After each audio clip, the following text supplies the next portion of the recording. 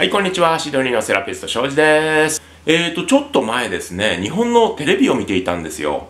あるバラエティ番組を見ていたらですね、大学の教授と言われる人が、こういうことをやっていたんですね。こうやって手のひらと手のひらを合わせて強く押し付け合うようなエクササイズ。で、これがバストアップエクササイズって言うんですよ。これはっきり言いまして、大嘘です。小嘘でもなくて中嘘でもなくて大嘘です。大嘘です、これは。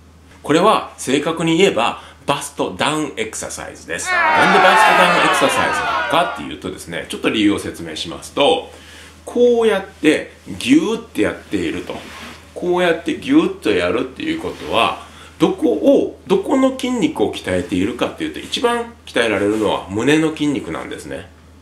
胸の筋肉、大胸筋だとか小胸筋だとか言われるこの胸の筋肉が鍛えられるんですよ。でも筋肉の大原則として、筋肉は鍛えれば鍛えるだけ強くなっていく、硬くなっていく、太くなっていく、そして短くなっていくんですよ。もうこれ絶対原則があるんです。ということは、このエクササイズをする、大胸筋鍛えられる、大胸筋強くなる、硬くなる、太くなる、そして短くなると。短くなる。何が起きているか、真横を向くと、今僕のこの手のひらがちょうど大胸筋の役割を果たしてますと。これが短くなる。横から見ると一目瞭然。短くなるということは、肩関節が前に行くっていうことなんですよ。大胸筋が僕の手のひら、ここがくっついてます。これを鍛えれば鍛えるほどこの筋肉は短くなっていく。短くなればなるほど肩が前に行くということ。でも肩が前に行けば胸は後ろに行くんです。わかります？これもうこういう風な人体の構造なんですよ。肩が前に行けば胸は内側に行きます。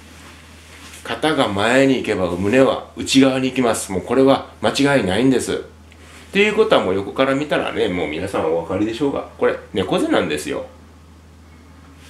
っていうことはもうこれをですよ、やればやるだけ大胸筋鍛わる、猫背になる、バストをダウンすると。お分かりいただけたでしょうか。だからもう胸を大きくしたい人はですね、胸の筋肉を鍛えたらダメですよ。完全に反対ですよ。同じ理由でプッシュアップ腕立て伏せだとか、あとベンチプレスとか、あとこういう動きあるじゃないですか。YouTube にアホみたいに落ちてるじゃないですか。バストアップエクササイズとか言って、あれ完全に全部バストダウンエクササイズですからね。バストアップさせたい人にはもうこういう動き、こういう動き、こういう動き全部 NG です。それだけじゃないですよ、このエクササイズのデメリットって。今胸だけにフォーカスしていましたけれども、例えば今腕が曲がっていますと。腕が曲がっています。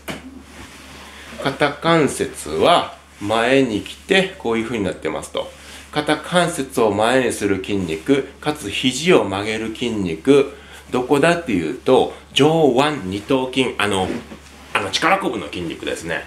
これも同じように鍛えられるんですね、この動きをすることによって。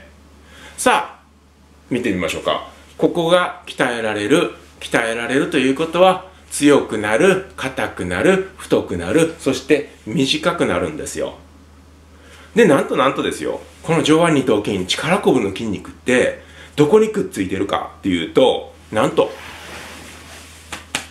肩甲骨にくっついてるんですよ。これ解剖学的に間違いないんですね。上腕二頭筋というのはなんと肩甲骨にくっついています。で、この二頭筋が短くなれば何が起きるか。肩を下に落としちゃうと。さあ、これ横から見たらなんだ、猫背です。猫背イコールバストダウンですというわけなんですよ。僕、肩こり完全除去のスペシャリストだと思っているんですね。肩こり何十年、30年、40年持っている人だって、その人の人生から消し去るんですよ。僕、それが一番の得意技なんですけれども、そういう方の体をチェックしてみたら、もう大概二頭筋、上腕二頭筋が短くなっているんですよ。それが肩こりを起こしているっていうことを気づいていない人が多いんですね。ということはもう上腕二頭筋を正常な長さにしてあげることが猫背改善プラス肩こり改善のもうキーポイントなんですよ。でもここは絶対短くさせないこと。日常生活でもういっぱい使ってんですね。パソコンにしろ、運転にしろ、料理にしろ、すべて二頭筋を短くする作業が多いんですよ。だからもうここは短くしないこと。ましてやこういうエクササイズをして、さらに上腕二頭筋を短くさせないこと。だからアームカールってあるじゃないですか。バーベルを持って、こういうエクササイズとか。あれをってやればやるだけ肩こり作りますからね。気づいてくださいね。二の腕を細くするとか言ってますけど、それも大嘘です。二の腕細かったら僕の運動、下の方にリンクつけときますんで、そっちしてください。こんなのやればやるだけ完全に肩こりだとか猫背だとか、バストダウン作ってますからね。まだあります。このエクササイズのデメリット。今、肩関節見ました。胸の筋肉縮こまる、腕の筋肉縮こまる、そして注目してほしいのが肘から先ですね。肘から先。前腕って言われるところがどうなっているかというと、内側を向くんですよ。こうするときに、こうするときに。正常な解剖学的量子っていうのはこっちなんですね。これが、こういうふうな動きをしてしまうんです。これ、内旋、内側にねじれるって書くんですけれども、内旋してるんですよ。さあ、内旋してるときに何が起きるか。ちょっと見えにくいかな。手のひらが後ろを向く。そうすると僕の肩、前に来てるの分かりますでしょうか。要するに腕が内側に行けば行くほど肩は前に行くっていうことなんですよ。それを作ってるエクササイズなんです、これは。腕が内側に行けば行くだけ肩が前に行く、猫背になる、肩こりになる、肩甲骨の周りが凝る、そしてバストダウンになると。最悪でしょこれ。そしてこういう風な体になった人っていうのは、もちろん首の問題だとか肩こりだとか肘の問題、ゴルフエルボー、テニスエルボー、腕の腱鞘炎、バネ指、手のしびれ、そしてなんと五十肩、四十肩も起こしやすいんですよ。ということはもうこのエクササイズすればするだけ体は壊れていくっていうことなんです。とまあこんな感じでですね、このバストアップエクササイズはもう大嘘だっていうことを分かっていただけましたでしょうか。この時の問題の根っこは何だと思います？何だと思います？問題の根っこです。もうはっきり言いまして、それは無知なんですよ。この大学教授もそうですし、それを見て信じて毎日やっている方もそうです。もう問題の根っこは無知です。情報弱者ですよね。もうほぼ毎日出会うんですよ。私何十年の肩こりなんです。だからこれやってます。みたいな。もう最悪でしょ。だから無知は高いんですよ。無知は高くつきますよ。情報弱者は損をしますよ。損をしたくなかったら正しい情報を仕入れてください。もうこういうのをやり続ける。こういうエクササイズをやり続ける。こういうエクササイズをやり続ける。そうすると体がボロボロになっていく。治療費がかかる。治療院に通う時間がかかる。労力がかかる。その分人生に無駄が起きる。人生大損なんです。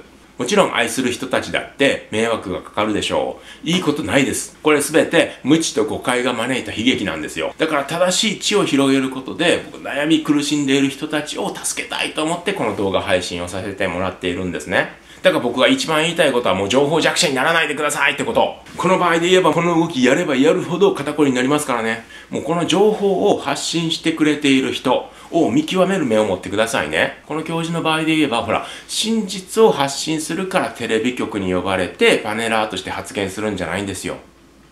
視聴率が取れるから、キャラクターが面白いから広告主って言いますからね、テレビって。広告主が喜ぶから呼ばれてるんですよ。真実を発信して悩み苦しんでる人が減るからじゃないですよ。それが見れる目を養ってください。そうでないと大損ぶっこきますからね。誰を信じるかっていうのも皆さん次第です。だけれども、一方は結果を出さなくても生きていける人。一方、僕の方は海外で、田舎で、おっさんで、外人で、なぜか治療院をものすごく繁盛させている人。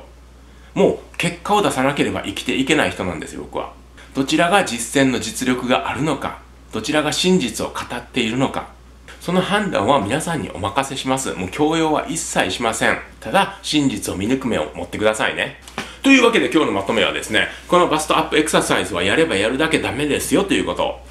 ベンチプレスだとか腕立て伏せだとか、こういうフライのエクササイズ、そしてこういうストレッチ、こういうストレッチ、こういうストレッチ、もうすべてやめてくださいねということでした。オッケーこのエクササイズはダメだってことは分かったよ。じゃあ代わりに何をしたらいいんだよっていう方のために、僕、庄司姿勢矯正のプロが一番おすすめするバストアップエクササイズがあるので、次回にご紹介させていただきます。お楽しみください。